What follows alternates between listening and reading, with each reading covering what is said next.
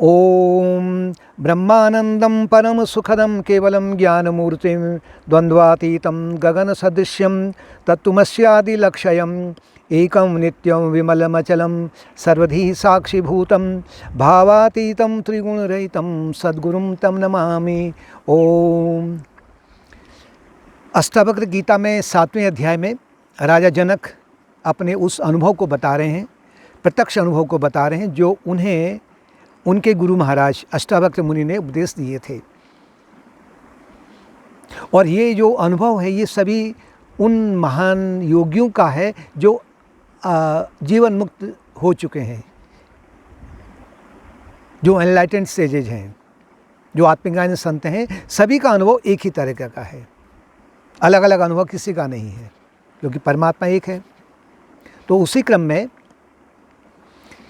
राजा जनक कह रहे हैं, मयि अनंत महाम बौधवो विश्वपोत इतस्ततः भ्रमति स्वांतवातेन्न ममास्त्य सहिष्णुता।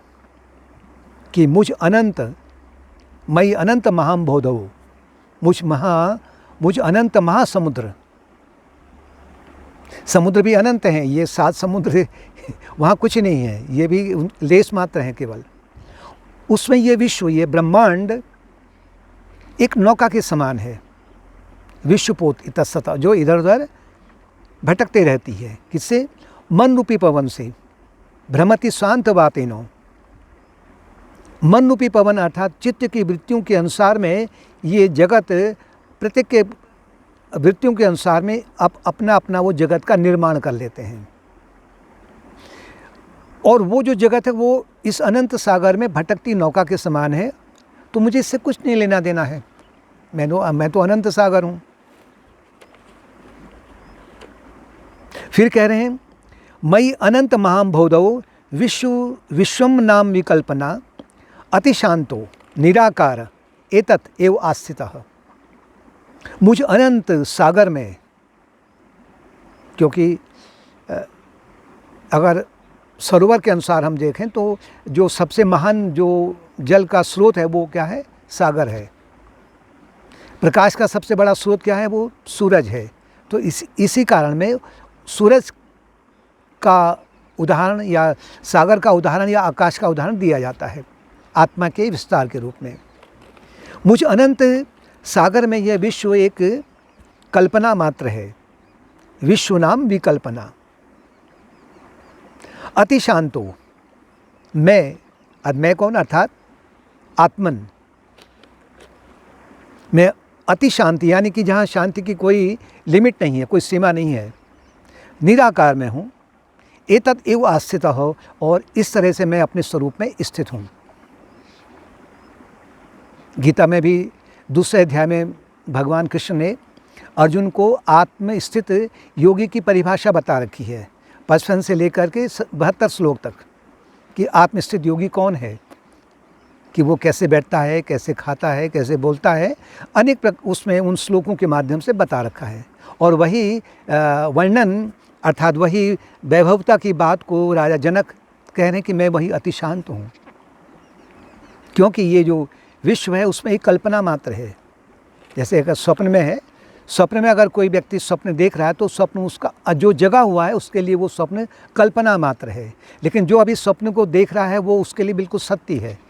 उसी स्वप्न में वो एक कर्ता बन जाता है, एक भोक्ता बन जाता है, एक फिर उसमें अनेक प्रकार के जो उसमें उसकी जो वृत्तियाँ चलती हैं मन की, वो उनके अनुसार में उसको बिल्कुल सत्य मानता है। लेकिन जगने के बाद में, स्वप्न से जगने के बाद में वो उसके लिए कल्पना मात्र रह जाती है, यानी कि उससे कुछ न वो न पाने की आशा रखता है न कुछ खोने की आशा रखता है।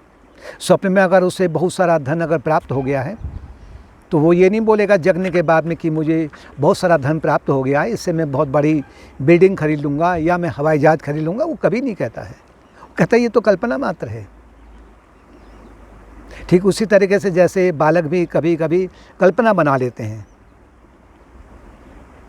जिसे हवाई महल कहते हैं, लेकिन उस हवाई महल को टूटने संवारने में बच्चे का कोई भी रोना धोना अधिक नहीं होता है।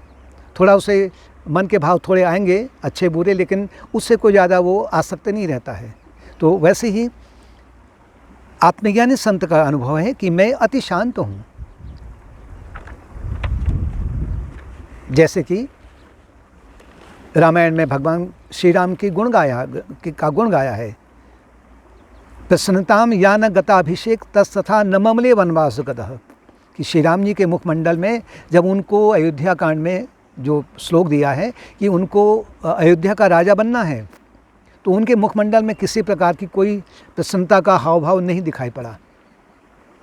और अगले ही दिन उनको ये पता चला कि मुझे वनवास जाना है, तो उनका मुख मलिन नहीं हुआ, यानी भीतर से वो अति शांत हैं, अनंत हैं, सागर समान हैं, निराकार स्वरूप हैं। उस निराकार को पांचों इंद्रियों के माध्यम से या मन के माध्यम से उसका अनुभव नहीं हो सकता है। बुद्धि उसका वर्णन नहीं कर पाती है, वाणी उसका वर्णन नहीं कर पाती है, अहंकार उसकी सीमा को नहीं लांघ सकता है। और कहने की ये जो जगत है एक नौका के समान है उसमें, क्योंकि कल्पना का कोई अस्तित्व नहीं होता है, केवल ये चित्त की वृत्तियां हैं। क्योंकि संपूर्ण विश्व कल्पना मात्र का तात्पर्य अगर हम कहें तो जैसे कोई जादूगर है, वो अपना जादू दिखाता है, तो वो कल्पना मात्र है।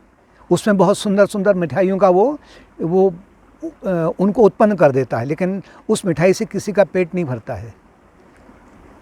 बड़े बड़े नोटों की गड्डियों को निकाल के रख देगा, लेकिन उससे किसी को कोई भी लाभ नहीं प्राप्त हो सकता है, वो केवल कल्पना मात्र है। लेकिन जो उसमें अभी उस जादू के प्रभाव में है, वो उसको सच्चा मानता है। तो ये जो विश्व है, संपूर्ण विश्व है, ये इंद्रजाल के समान है, यानी कि ये जादूगरी के खेल के समान है।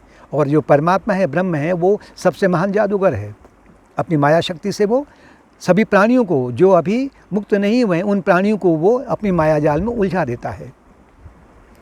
जैसे कि रज्जू में सर्प का उदाहरण है, या रेगिस्तान में मरीचिका बन जाती है, पानी बन जाता है, इसे कहते हैं विवर्त, यानी कि इल्यूजनरी मॉडिफिकेशन।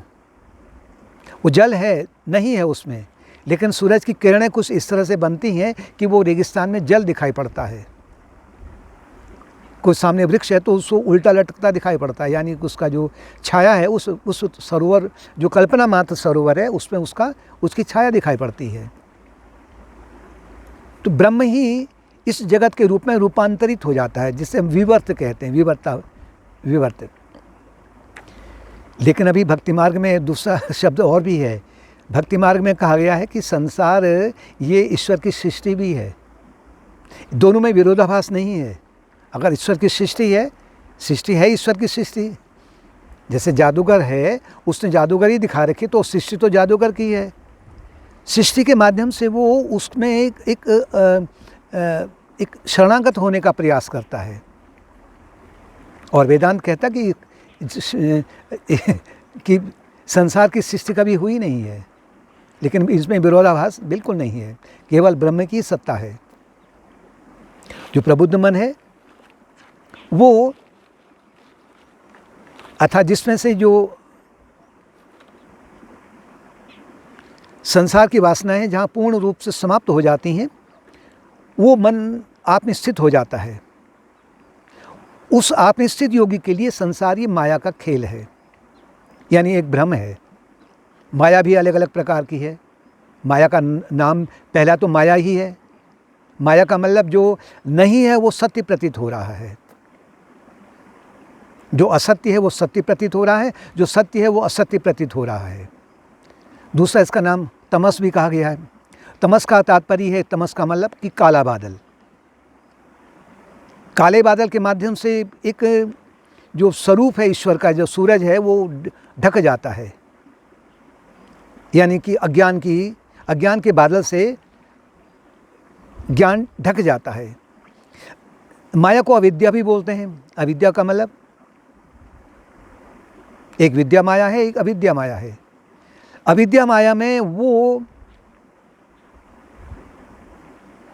ये संकल्प, ये उसमें एक भ्रांति उत्पन्न हो जाती है कि मैं शरीर हूँ। वृत्तियों के माध्यम से मैं शरीर हूँ, मेरा जन्म होता है, मेरी मृत्यु होती है। इस अविद्या से उसमें ईगोइज्म यानी कि अस्मिता क्लेश बनता है। फिर वह अस्मिता क्लेश से फिर राग भी और द्वेष भी उत्पन्न होते हैं। तो अविद्या भी, ये सब माया, ये भी माया है। फिर है अनित्य, माया को अनित्य भी बोलते हैं। जो अनित्य है, नित्य कौन है? अगर हम सूरज को देखें वो नित्य है, लेकिन जो उसके बिंब बनते हैं वो अनित्य हैं। सागर की लहरें अनित्य हैं, सागर नित्य है। शरीर अनित्य है, अर्थात जो पांचों इंद्रियों की सीमा में आ रहा है, जो 3 गुणों की सीमा में आ रहा है, वो अनित्य है, वो माया है। और उसमें व्यक्ति उस माया के कारण में या उस अनित्य के कारण में वो भ्रम पा लेता है, अगर मुझे ये वस्तु प्राप्त हो जाती तो मैं सुखी हो जाता, मुझे शांति मिल जाती। लेकिन राजा जनक कह रहे हैं ये माया है, शांति तो मेरे भीतर है, अनंत शांति है। इस माया को मोह भी बोलते हैं। मोह में व्यक्ति वो भ्रमित हो जाता है कि ये मेरा है, ये अपना है, ये पराया है। इस मोह के कारण में फिर वो राग द्वेष में उलझ जाता है। लेकिन जिज्ञासु साधक को निरंतर इस मार्ग की ओर बढ़ने का निरंतर प्रयास करना चाहिए। अनेक प्रकार के दृष्टांतों को लेकर करके उसमें विचार करना चाहिए, चिंतन करना चाहिए, जिससे कि वो दिन प्रतिदिन के जो सुख दुख के जो वासनाएं हैं या जो वृत्तियां हैं, उनसे उसको छुटकारा मिल सके। और दूसरी ओर वो सूरज के विभिन्न बिंबों जो बिंब बने हुए हैं, उन पर विचार करे। वो क्या ये बिंब सूरज ही नहीं है क्या? इस बिंब का मुख्य प्रयोजन क्या है? इसका मुख्य प्रयोजन ये है कि वो अपने सूरज को पहचान ले। और जो प्रत्येक बिंब है वो सूरज ही है, समान नहीं, सूरज ही है। ऐसे या आकाश का उदाहरण लेकर के, आकाश शांत रहता है, निराकार इत्यादि है। और अपने सामने निरंतर जो आत्मस्थित योगी हैं, महात्मा जन हैं, उन्नत महात्मा जन हैं, उनकी मूर्ति को सामने रख कर करके, या दिव्य अवतार हैं भगवान के, भगवान शिव हैं, ध्यानस्थ बैठे हुए हैं। श्री राम जी राज्य भी कर रहे हैं तो ध्यानस्थ हैं भीतर से। कृष्ण भगवान युद्ध भी कर रहे हैं तो अंदर से ध्यानस्थ हैं।